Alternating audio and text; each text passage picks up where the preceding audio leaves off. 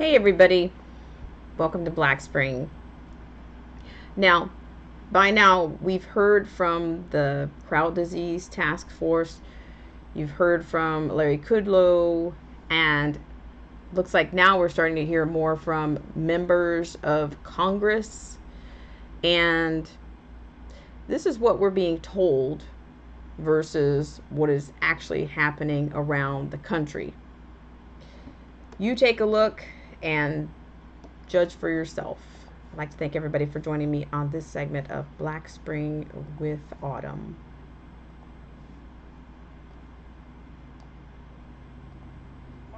Saying it could have stopped the rapid spread of the coronavirus. This, as an administration official tells Fox News, China could have 50 times more coronavirus cases than it is actually claiming. Joining me right now is Florida Senator, member of the Senate Foreign Relations, Select Intelligence, and Small Business and Entrepreneurship Committees, Marco Rubio. Senator, it's great to see you this morning. Thanks so much for joining us. Good morning. You have backed and supported and are pushing forward legislation about keeping China accountable. I'm going to get to that in a moment, but I want to ask you about the Paycheck Protection Program first. Let's talk small business. How much of this second tranche, the $310 billion, is already committed?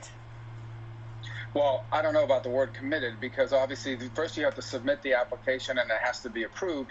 And what SBA did is trying to do to prevent some of these geographic disparities that we saw, where some areas got a lot because they have a lot of small banks and others didn't, where big banks might have taken a lot of the money, is they're trying to pace the way they process the applications.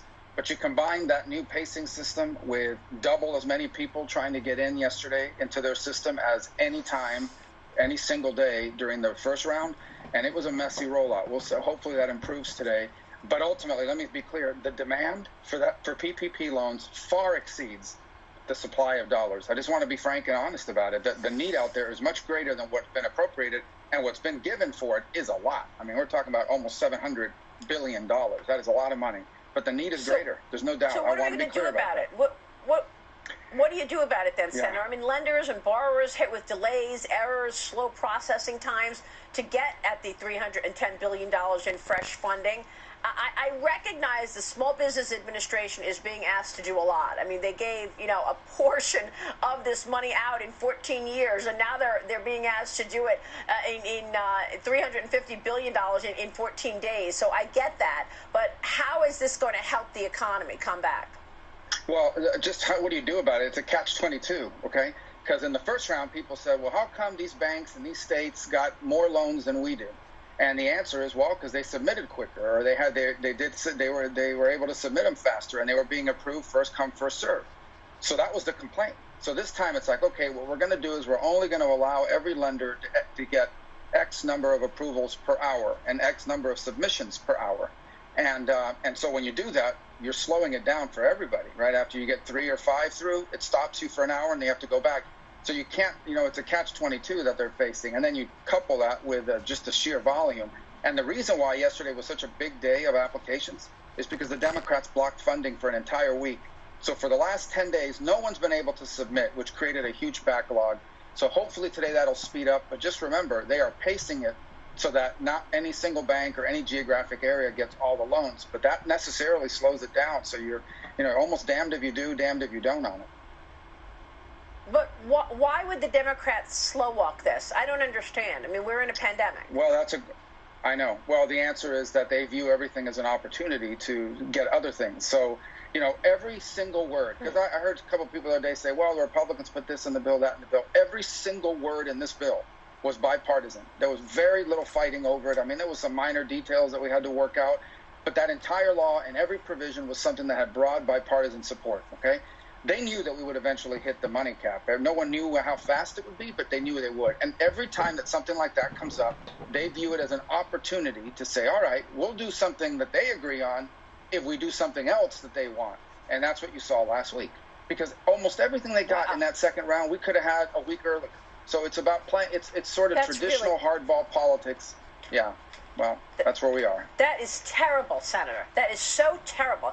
Meanwhile, you've got more than 32,000 cases of coronavirus confirmed in Florida right now. While the statewide death toll tops more than 1,000, Florida's governor says that the coronavirus curve has flattened, though. That's good news from Ron DeSantis. Officials throughout the state are now discussing a phased reopening to get residents and businesses back to normal or close to it. What can you tell us about your state and the reopening here in the next couple of weeks? Well, let me say three things. Number one, as long as we don't have immunity, meaning a vaccine, there's going to be infections, unfortunately, and there will be hospitalizations. And this is not good news. But that, however long that takes, that's the fact. Number two, our job here is to ensure that the infection rate is slow so it doesn't overwhelm our hospital systems. And third, I think everybody needs to accept that we're not talking about going back to the way things were 2 months ago, back to the normal that we were used to. But we can't, what we're in now is not, we can't keep indefinitely either. So I think you're going to see phased approaches in different parts. In Miami-Dade County, where I live, they're beginning to open up parks with severe restrictions, but nonetheless, they're opening up some parks. My sense is that if trend lines continue, they'll find ways to open up more businesses. But again, these openings are going to be with social distancing, numbers, limitations, and the like. We're going to be in this for a while, and no one's ever done this before. So this is going to be a hit and miss approach in many cases. I mean, there's no outline or guideline for how to do this perfectly. It feels like things don't become normal again until a vaccine or until 2021. I mean, we are going to be very aware of a new normal, if you will, as things reopen. Yes, real quick, I want to get to China. Yep. Yeah, absolutely. Okay. I think that's so fine. I had That's Senator exactly Tom right. Cotton on Sunday. Your colleague, Tom Cotton, said that the Chinese Communist Party made a decision to allow this virus to escape its borders. Whether or not it was an accident that came out of the lab in Wuhan, fine, put that aside. But they made a decision. Once they understood the severity of this virus, they allowed it to escape its borders. They shut down the Hubei province, but 433,000 people were able to travel from China to America in January. You have talked about holding China accountable. You've got bills right now. The president has announced an administration is conducting an investigation into China. What's the best way to hold them accountable? And do you really believe you're going to be able to move the needle in terms of these supply chains, getting some of those products made in America? Number one, one of the first doctors that put up on a group chat that there was a problem and a new disease was forced by the Chinese to sign a paper saying that he would stop spreading these lies.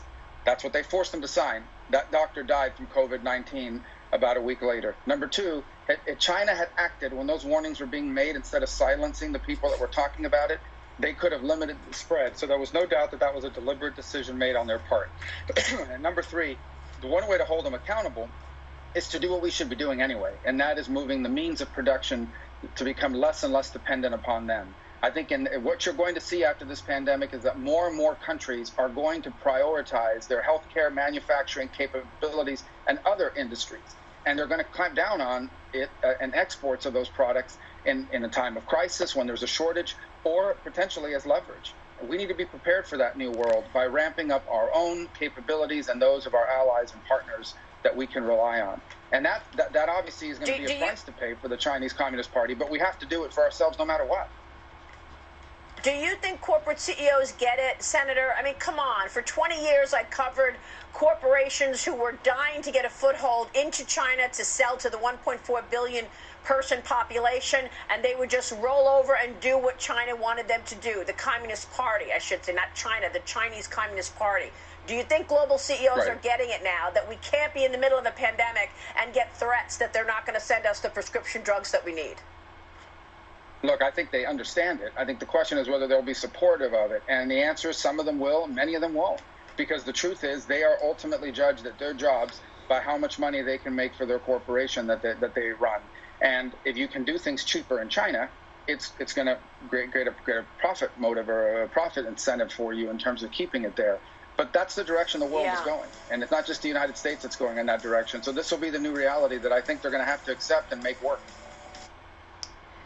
Thank you so much for joining me on this segment of Black Spring with Autumn. Now, I wanted to give you on the first segment a bit of the economics status of the PPP programs and the funding that's purportedly going towards the small businesses and other sectors during this time. But also, I'd also like to show you in the second segment of what's actually going on the ground. Now, you can feel free to observe and judge for yourself. Now, of course, this comes from the New American, my vetted source here on Black Spring, and you will have coverage here from a bit of a heartland, if you will, Wisconsin rally. This is a reopen rally that occurred on the 24th, and of course you'll see, I'll give you some samples here of it'll include speeches and interviews with the attendees. I'd like to thank everybody for joining me on this segment of Black Spring with Autumn.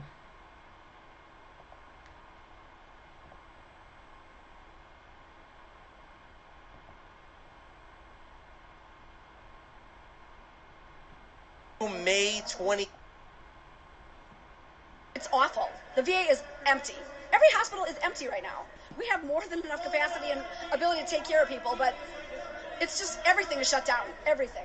This is Christian Gomez with the New American Magazine, and I'm joined here with Jesse Eben, who's running for to challenge Democratic Congressman Kind here in Wisconsin for his seat. Jesse, thank you for being here today in Madison. Yeah, thanks for being here as well and talking to everyone. I appreciate it. So I heard you give a speech earlier, your remarks there. So what are your thoughts on Governor Evers' order now being extended through May 26th, so from being originally April 24th? Yeah, and as I said just in my brief speech, I mean, this is about the voices of the people. You know, I'm working to be a representative of the people, and so really I've talked to almost 1,000 some people now, and they are very frustrated. These are their livelihoods at stake. You know, we need to look at the broad picture, and not just this extension of a month and hope things get better, but we have to look at a broad picture. This is having negative impact on people's livelihoods, on their income, if they're able to pay bills, support their family, their mental health. We're hearing a lot of sad stories of people really struggling with their mental health, domestic abuse. There's a lot of issues. Again, we need to look at that broad picture. And in the healthcare capacity as well, there's people that can't get transplant surgeries. There's people that can't have preventative care that will, you know, prevent them from having worse health conditions as we continue. So there's a lot that we have to look at a broad scope, and that's really what I'm asking for, and that's what the constituents are asking for. So this stay-at-home order is doing more harm, potentially medically more harm than it is any good. It could possibly be doing a lot of, I'm hearing a sad story. People's eye care prescriptions, they can't get those updated. That might not seem as severe, but if someone relies on driving for their work, that could be a big deal. People's teeth care, I mean, their dental care, that's a big issue. I mean, root canals, cavities, and that can cause some major abscesses as well. I mean, there's kind of these massive ripple effects, so it could be doing more harm than good. You know, people that I've talked to, again, this is a lot of the voices of the people within western and central Wisconsin, has the cure become worse than the illness? You know, that's a question that gets posed quite frequently. And when we look at the big picture, some people have been impacted more or less, but we've all been impacted by a loss of our freedoms.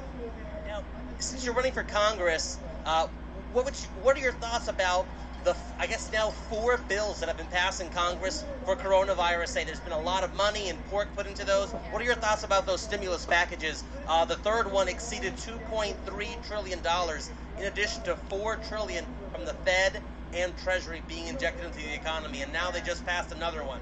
Yeah, I know we were talking about the national debt before all this happened, and that's a major concern of a lot of people is did we try to throw money on a problem, one that could have been prevented? Could we have gone about this smarter? And then the pork in the bill, I mean, that's just abhorrent, because that shows, right, and it was on full display. If people haven't watched pork be thrown into bills before, they got to see it on full display. Everyone was watching this bill and what would be put into it, and we saw politics come to a head and lack of representation.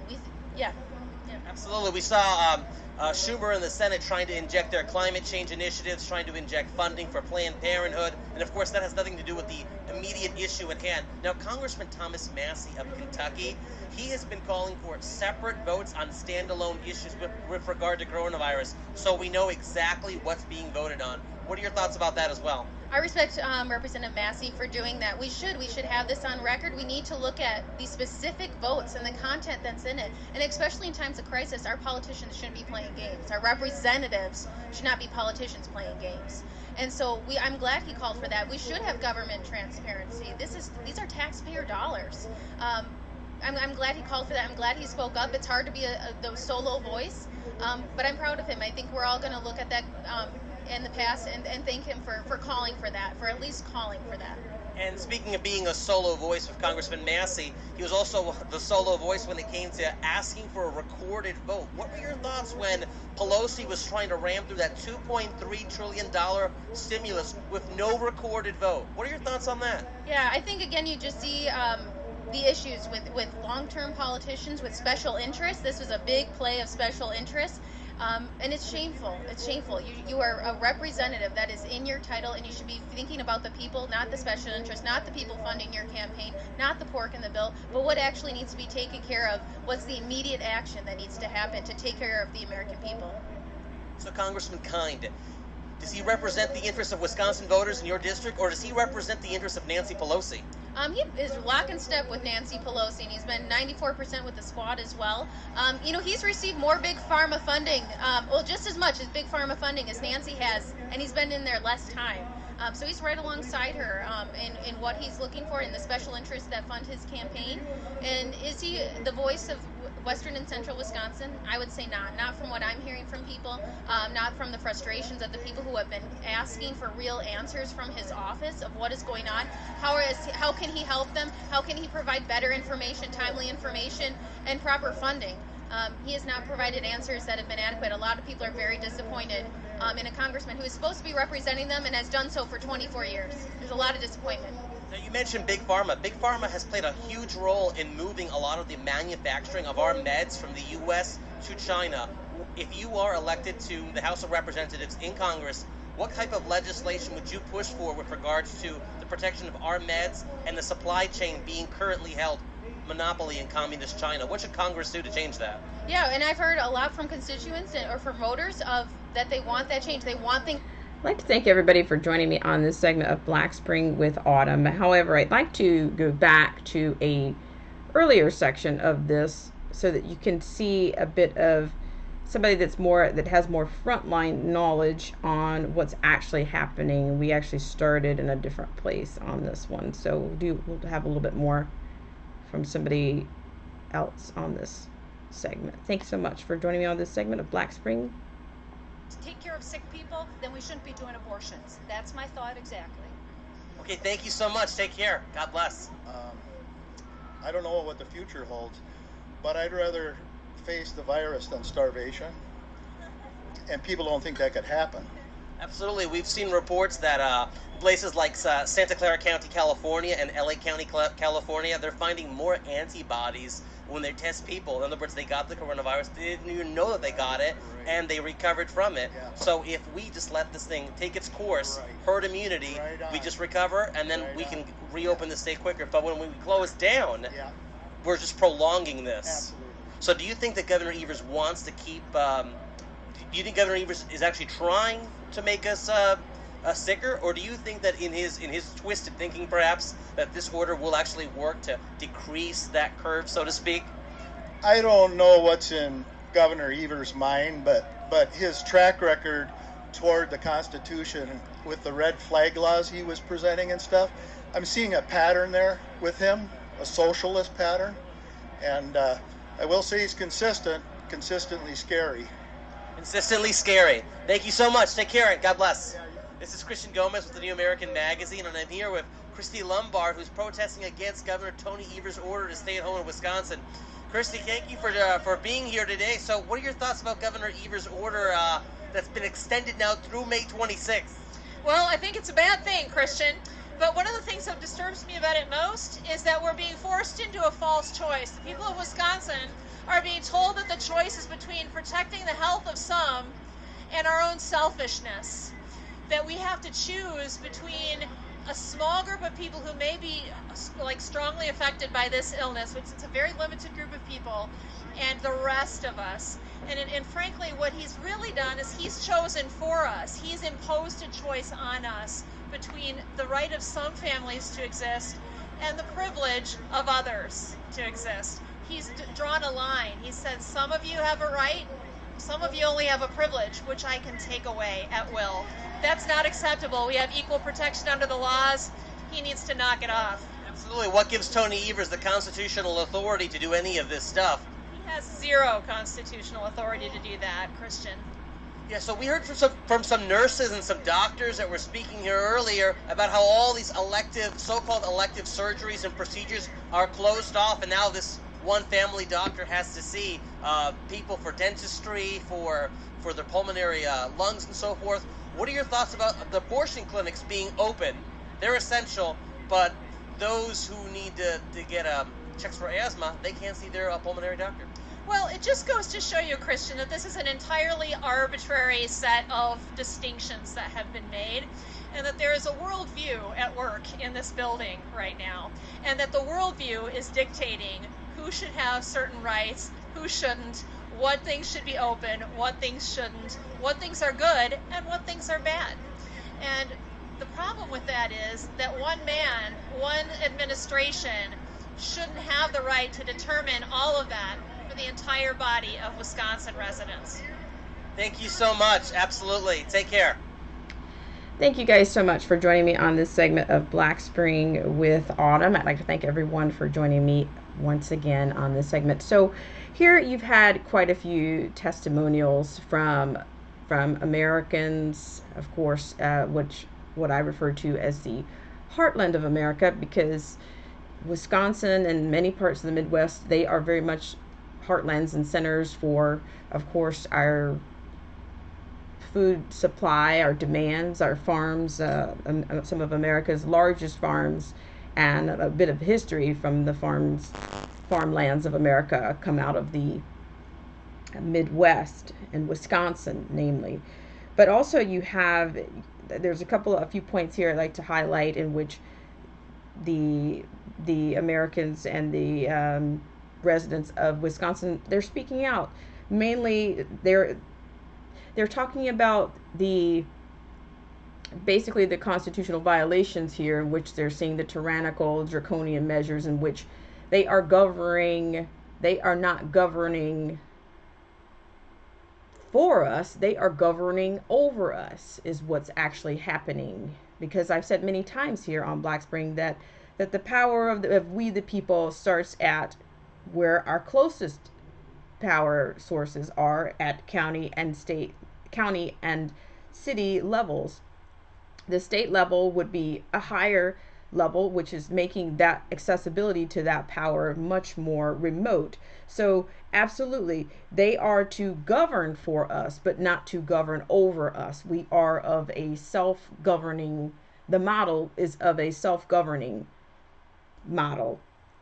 And the misrepresentation, we are not being represented, is another echo I can say. Certainly the special interest, I agree, the special interest has dominated and dictated the decisions that these Congress men and women are making. They have failed to represent America and their constituents for years. So this is just basically highlighting what's going on. And thirdly, when it comes to the misrepresentation, you have, of course, the Congress and their behaviors and their partnerships with NGOs and private partnerships and their global partnerships are dominating the decisions that are being made, or the neglect or the lack of, and the amount of corruption that has happened, and that's actually exacerbating the effects of this pandemic.